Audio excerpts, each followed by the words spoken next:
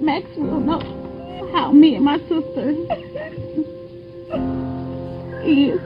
You know, that's, I'm Thelma, she Louise, you know, and I don't have my sister no more. And I just want everybody to know hurt is not a word. Destroy is not a word. I would just ask, and I know it's so far-fetched, but why you didn't?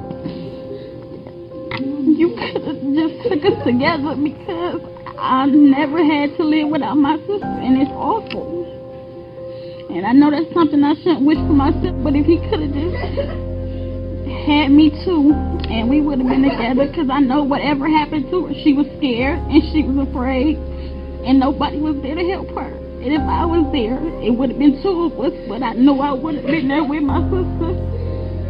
And that's all I got to say.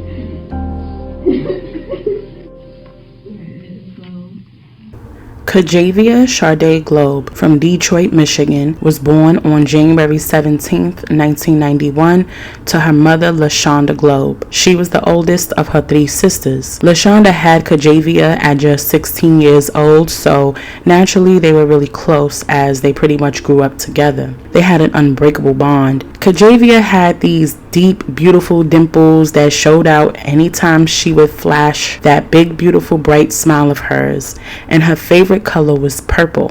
And according to LaShonda, Kajavia was an amazing big sister to her younger sisters. Which Kajavia is the oldest. Wonderful girls. Every last one of them. I had Kajavia at 16. She outpassed me. All of them had, actually. I'm a proud mother. Kajavia was the perfect big sister. They call her Sister Mama. Because when I left, she took control. She was a big help for her mom, and her mom supported her just the same. But Kajavia wasn't just a pretty face. She was basically a bookworm, an incredibly smart girl who remained focused on her grades. She went to one of the best high schools in her neighborhood, CMA, Communication for Media Arts High School in Detroit.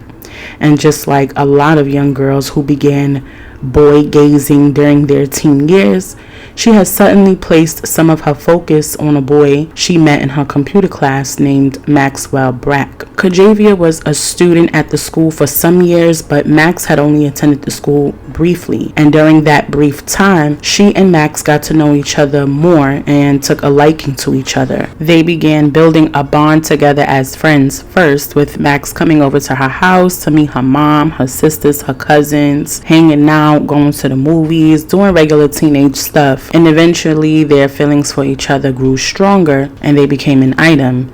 Now, even though, according to her mom, LaShonda, Kajavia wasn't allowed to have boyfriends as long as she was living under her mom's roof, but she and Max went ahead and began dating in high school anyway, and Kajavia was smitten with Max. You couldn't tell Kajavia nothing about Max. And when Max got his own place at just 17 years old on Braille Street in Detroit, Kajavia helped him decorate and made his space feel more like a home, with the woman's touch. And they continued growing in love all the way through Kajavia's attendance at college. True to her academic achievements, Kajavia went on to attend Wayne State University, where she studied anesthesiology and mortuary science.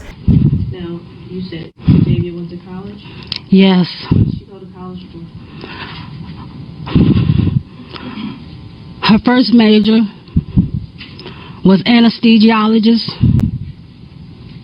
Her second major was mortuary science. Not only was she a determined student, but she was also a hard worker. She worked as a receptionist in one of the dorm halls at her school, and in the fall of 2015, Kajavia went on to become employed as a customer service representative with a company called Minix. Co-workers, friends, and family described Kajavia as a breath of fresh air, a kindred spirit, a woman who always kept up with herself, kept up her nails, kept up her hair. She was just always on point, happy and positive, always sporting that bright smile, funny, and just a big ball of energy.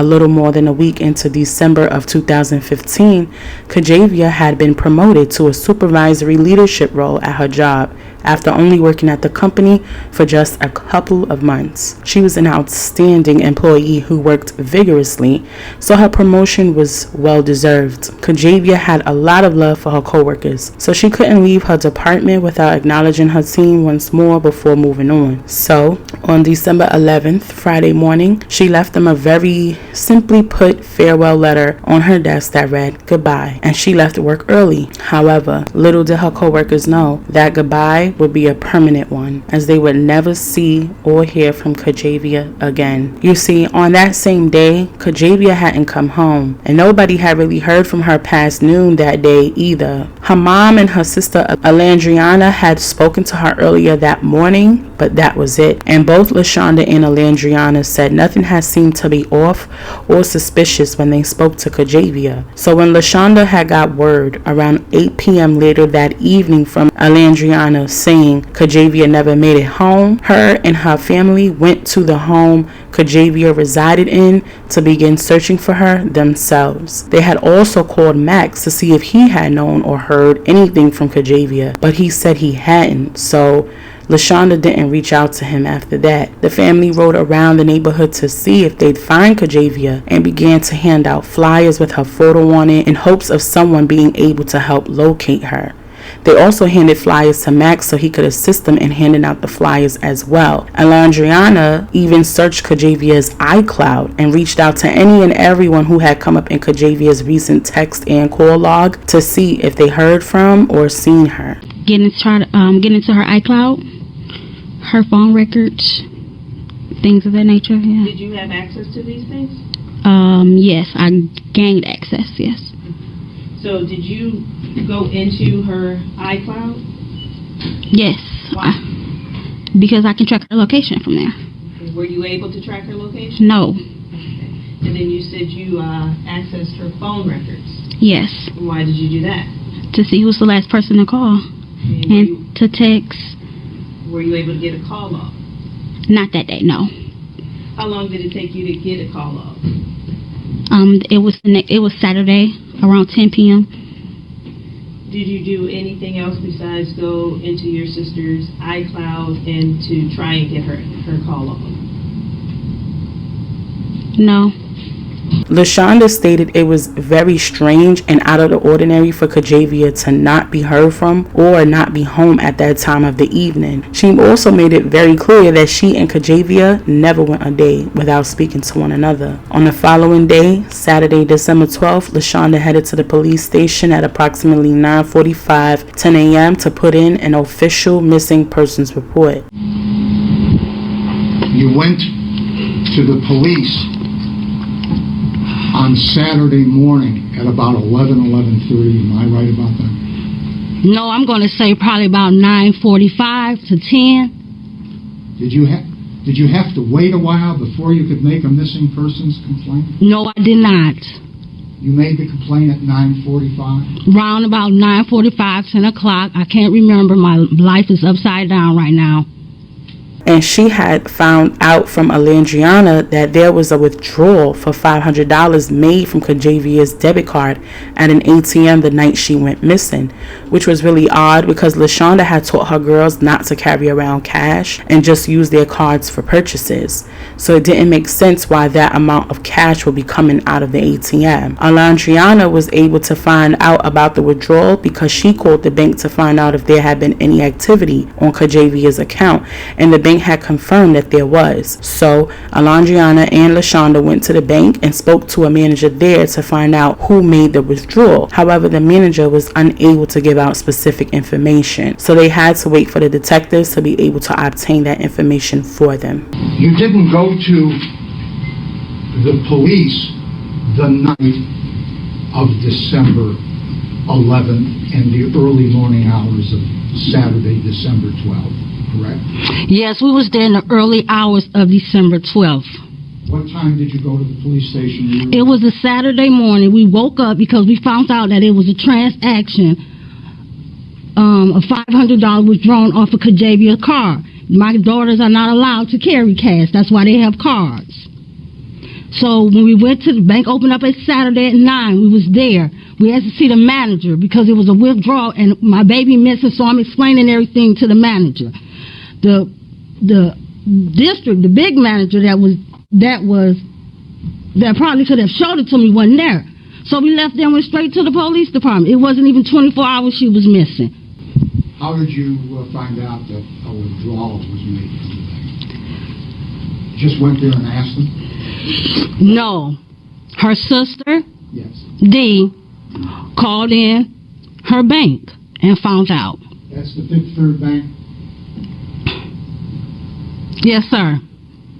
A few days later, on Monday, December 14th, 2015, the police released these eerie photos from surveillance video of a man in a vehicle wearing a Halloween mask going to the ATM on 7 Mile and Telegraph Road using Kajavia's debit card. This, of course, brought on more tension and speculation as to who could have been under that mask. Also on that morning, LaShonda received a call from a friend at approximately 7:45 a.m. to inform her that Kajavia's car was found abandoned on Chatham Street near Telegraph Road in Fenkell. When police searched the car, they found what they would call evidence of a committed crime. And later on that night, just a month before Kajavia's 25th birthday, LaShonda found out that the body of her 24-year-old daughter was found deceased. Her body was discovered by a neighbor in a wheeled dumpster in the 18500 block of Fielding Street in the back of an abandoned home. A vigil was held on Friday, December 18th at Kajavia's old job, Minix, and everybody came out to show support. Even those who didn't even know her personally. Kajavia's funeral was held on Monday, December 21st, 2015 at Triumph Church, arranged by Haley Funeral Directors. People hit the town and rallied for justice, protection, and peace on 7 Mile and Evergreen. They wore red and purple in honor of Kajavia, and 24 purple balloons were released in the sky for each year that Kajavia was alive. When LaShonda was made aware that her daughter's body had been found, she was in so much shock that she passed out, and when she came to, she saw a bunch of police officers going in and out of this house. So she asked, why were they going in and out of that specific house, and what was the significance there? That's when it was revealed that Max was actually residing in that home. I passed out, so when I woke up, I saw like the police going into this house, and so I asked the detective, why is they going into that house right there? Does that house have anything to do with Kajavia? And he said, Max lived there. Max is staying there. And you put 2 and 2 together, didn't you? I had been put 2 and 2 together. You see, there was a neighbor who had seen Max dragging a dumpster out from his home and taking it to a vacant home a couple houses down. She also seen him take it to the back of the abandoned home and then bring it back out toward the front of the home, which was really odd. She said she saw him struggling with the dumpster as if there was something really heavy inside of it, and she knew something was wrong because normally people take their dumpsters out at about 5 or 6 in the evening, but he had taken his out at about 11:30 a.m. on that particular day. And with all the back and forth he was doing with the dumpster and the amount of time he just stood by the dumpster babysitting it while talking on the phone, the neighbor felt compelled to tell officials what she had seen. And this is why it was so wild to find out that Max had been the one occupying the home the police were going in and out of. Now, initially, when LaShonda was asked if she had any idea what may have happened to Kajavia when she went missing, she stated she had a feeling she was running around town with Max and probably just didn't want to answer her phone because Kajavia knew how LaShonda felt about Max. You see, LaShonda was never very fond of Max. Apparently, there was an assumption made by Max himself based on what he said Kajavia told him that LaShonda didn't like Max because of his upbringing. He grew up in a broken home, and Max claimed that LaShonda felt like Kajavia could do better, so she resented her daughter's relationship with Max. Well, in the beginning, from my understanding and from being around them, her sisters and cousins were okay. Like we had no issues, but her mom, in the very beginning, I guess Kajavia explained to her mom that, my growing up situation, kind of like a broken home type of deal. My mom died when I was 2, and I came from like a broken home. in and out of like the foster care system or whatever at a point of time. And as far as I know, through her, because I never knew exactly what it was or why she didn't like me, but she did not want her dating someone that came from like a broken home. She would have much rather her dated someone that came from a home with like mother and father, in their life type of thing. Did you continue to see her? Yes. And she continued to want to be with you? Yes. But once LaShonda was made aware that Max lived in the house the dumpster was initially pulled out of, she knew it was him that was responsible for taking Kajavia's life. And on February 5th, 2016, Maxwell Brack was arrested and charged with open murder of Kajavia Globe. It was discovered that it actually was Max underneath that mask when he withdrew the money from Kajavia's debit card. Medical examiners were able to determine that Kajavia's demise was a homicide. However, unfortunately, they were unable to say what exactly caused her to transition.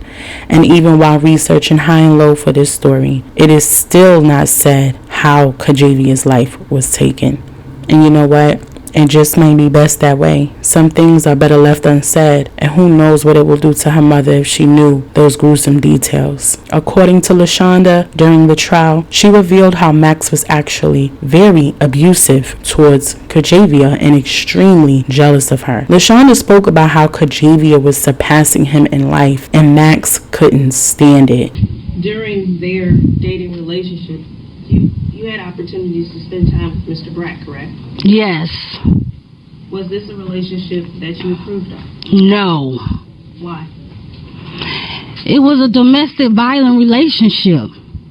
Kajavia was outselling him. She was passing him. She was leaving him behind.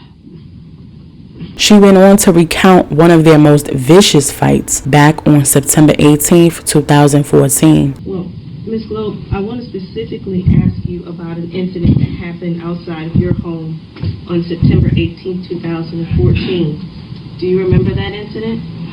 Yes, Kajavia had texted my phone.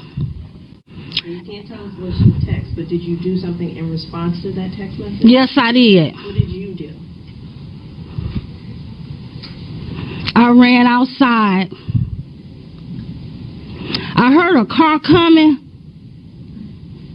but I couldn't see it yet because Kajavia had a black GT then.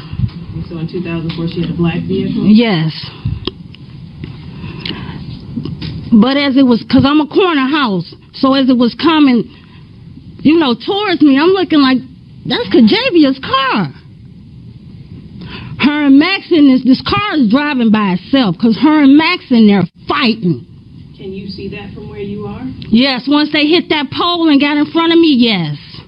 She recounts how she was at home and she could see a black vehicle speeding coming towards her home. And she went to get a better view of who it was in the vehicle, and she saw that it was Max and Kajavia fighting each other so fiercely that the vehicle they were in was driving itself, and they crashed into a pole outside of her home. There was even a time where Max had broken Kajavia's nose. LaShonda consistently reminded both her daughter and Max how disapproving she was of their relationship due to the level of volatility they shared between each other. She even told them if they couldn't leave each other alone, one day they would possibly end up hurting each other. Now, the irony with this is how Max's attorney questioned LaShonda's relationship with her own daughter. You see, Max's attorney pointed out that LaShonda had displayed volatility towards Kajavia by way of physically striking her, creating the imagery that LaShonda was no better than Max and that she was the one who was abusing Kajavia, and Kajavia just wanted to live happily with her boyfriend Max. However, LaShonda disputed that idea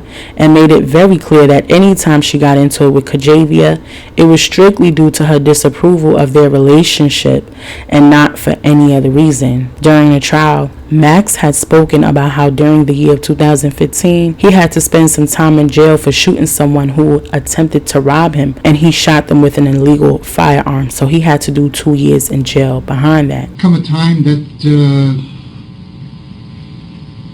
you had to go away to jail for a little while. Yes. When was that? In 2000, in 2011, I believe it was. Someone robbed me, and in the process of that robbery, I had a weapon of my own that I pulled out, and I shot that person. And as a result of that, the weapon that I had was not legal to me. At that time, I was thinking 18 or 19, and I couldn't have legally a gun at that time. And so I was charged with felony firearm and sentenced to 2 years in prison. So while he was away, Kajavia began a new relationship with a man named John Black, and she even resided with him for a period of time. Now, I looked for some photos of John Black, but I couldn't find any, so I won't be able to show you what he looks like. But LaShonda stated that she was aware of the relationship between Kajavia and John, and that she actually approved of that relationship because he was a good man. As a matter of fact, John was the one who even called Alondriana to inform her that Kajavia was missing. It was also revealed during the trial that Kajavia was actually still dealing with Max while dating and living with John, and that John was aware of this. According to Max, Kajavia was still taking his calls and coming to see him while he was locked up. Did you continue contact with Kajavia? Yes. She come see you? Yes. Any of your other friends, did Brandes come to see you? Just maybe a few times, but Kajavia came a lot. She came like every week. Now, according to the media, this was a love triangle gone awry, and this situation was the straw that broke the camel's back for Max. However, LaShonda made it clear that Kajavia was done with Max. She was over him. She wanted nothing else to do with him. She was moving on with her life, bought herself a nice new car. She was making plans to go to the Navy. She was genuinely happy in her life, moving on from Max. But he just couldn't bear the thought of what he believed to be exclusively his woman being happy without him and being happy with another man. It infuriated him to know that he no longer had that control over her, and someone else had her attention enough for her to even want to live under the same roof with him, regardless of the fact that she maintained a relationship with him, Max, as well. But Max was adamant that he'd never put his hands on Kajavia. I believe on direct you said for some reason Miss LaShonda Globe did not approve of you. Do you remember saying that? Yes. Do you think it had anything to do with the fact that you kept putting her hands on her daughter? I never put my hands on Kajavia. I never hit her. Really? Never. Okay.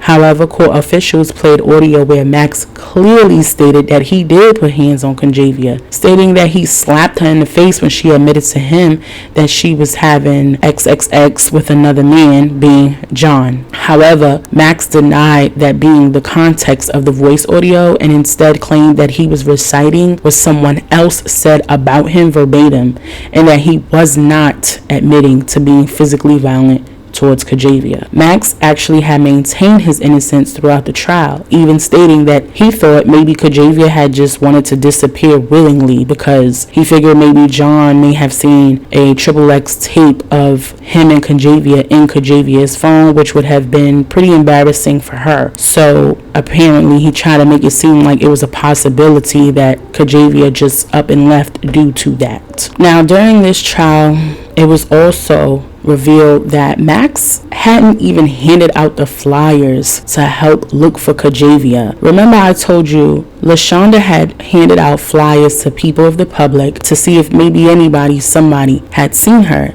and she had handed those same flyers to Max to see if he could help them in their search. But Max never even handed out the flyers, and Max admitted that himself during the trial. So if you loved her so much, then why wouldn't you help and hand out the flyers if you cared about her so much? That was crazy to me to hear. Anyways, in August of 2016, the jury was not buying whatever Max was trying to sell them, and they found him guilty of second-degree Four-person gesture number 2. How do you find the defendant, Maxwell Brack, as to count number 1? We as a jury find him guilty of the lesser offense of second-degree murder. On on September 26, 2016, Judge Cynthia Gray Hathaway handed Max a hefty sentence of 70 to 100 years. These guidelines are not sufficient for this sentence. Yeah, it's not mandatory life without parole. It isn't that.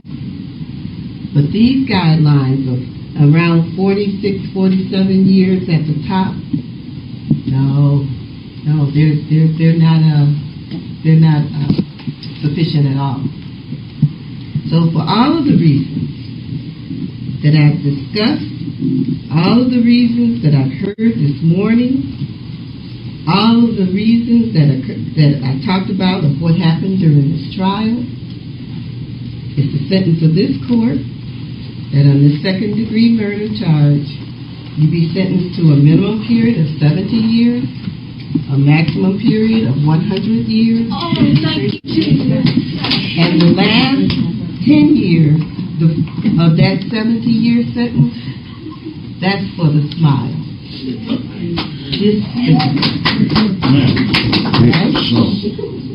Now, Max's courtroom behavior had actually played a part in his sentencing because apparently he found some sort of humor in what was going on as he was smiling with his attorney in the courtroom.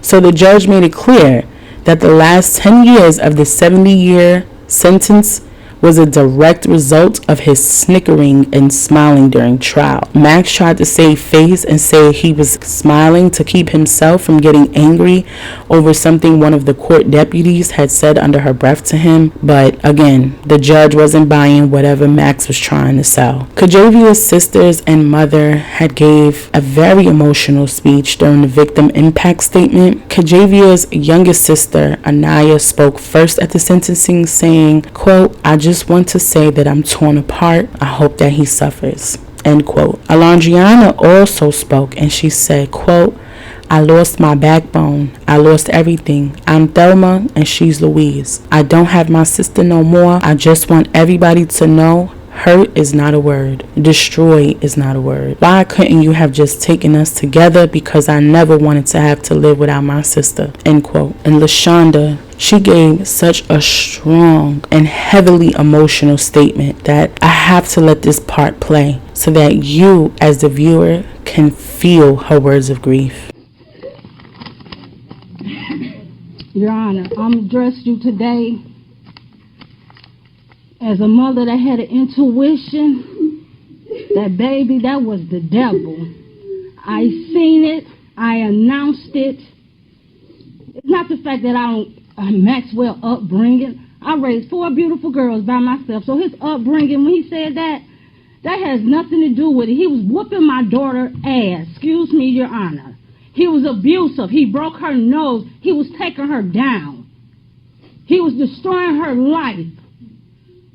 When she decided to say goodbye to Maxwell, he took her life because she was on a road to success. She was going to drop that zero because she hadn't found her a hero, and her mother was happy. Kajavia covered up that tattoo. Kajavia was flossing, showing Max that she hadn't came up. He didn't like that. The control that he had, he saw that it was leaving him. It was gone. And he couldn't handle that. So he took her life. Because his life wasn't about nothing. Got on stand talking about some prescription. That was his business. How dumb did he really look? Didn't give his attorney time to help defend him. He wanted to sit here like he was the attorney. Never showed any remorse to us.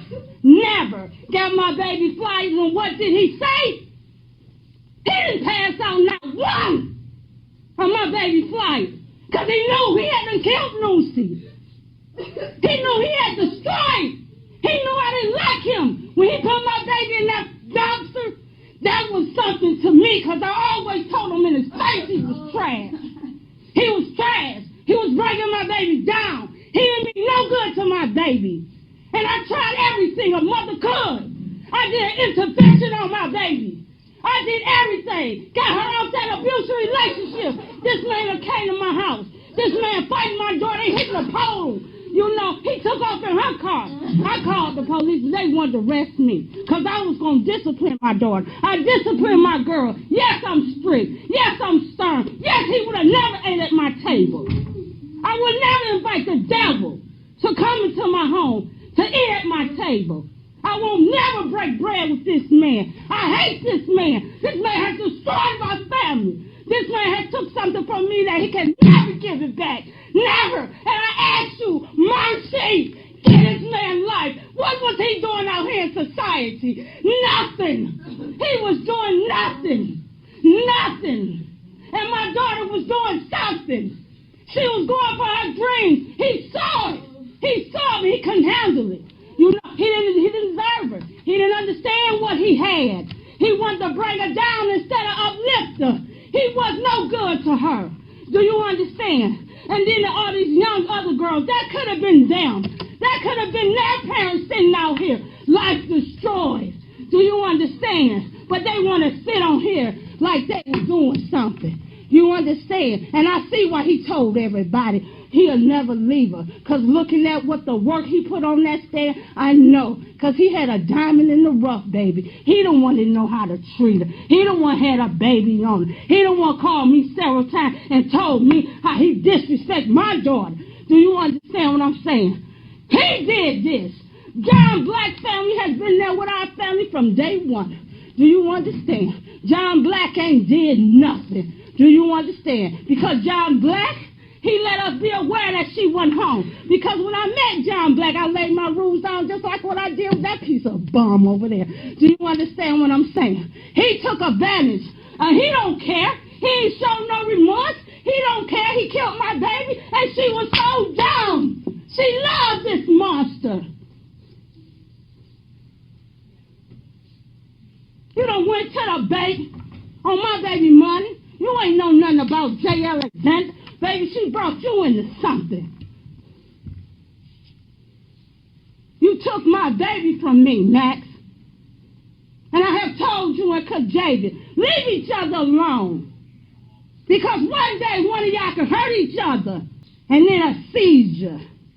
My baby had a convulsion, Your Honor, while he was killing her. Because that honey, out of her 24 years, she never had a seizure. In 09, she was enjoying her senior prom, living the life. He was mad because he wasn't invited into that lifestyle. That's all that was. He was jealous. I told Kajavia, he's jealous of you. Ma, you just don't like her. I said, baby, he don't like you.